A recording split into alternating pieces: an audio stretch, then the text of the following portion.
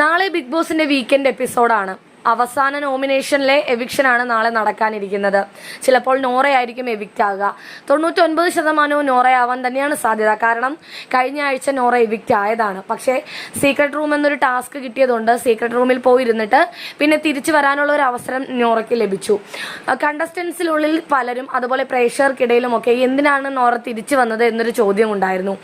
അതിനൊരു മറുപടിയാണ് ഇന്നത്തെ പെർഫോമൻസിലൂടെ നോറ തിരികെ കൊടുത്തത്. ജിത്തു ജോസഫിൻ്റെയും ആന്റണി പെരുമ്പാവൂരിൻ്റെയൊക്കെ മുന്നിൽ അടിപൊളിയായിട്ട് നോറയ്ക്ക് പെർഫോം ചെയ്യാൻ പറ്റി.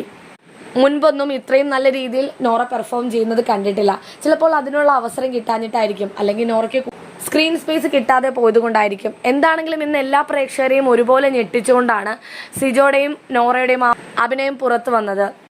വളരെ നല്ല സ്ക്രിപ്റ്റും അതിനനുസരിച്ചുള്ള ഡയലോഗും അഭിനയവും എല്ലാം ഒരുപോലെ വന്നപ്പോൾ നോറ വേറെ ലെവലായി. നാളെ ഇനി എവിക്റ്റായി പോവുകയാണെങ്കിലും നോറയ്ക്ക് അഭിമാനത്തോടു കൂടി ബിഗ് ബോസിന്റെ പടിയിറങ്ങാം. കാരണം തൻ്റെ കഴിവ് ലക്ഷക്കണക്കിന് പ്രേക്ഷകർ കണ്ടു.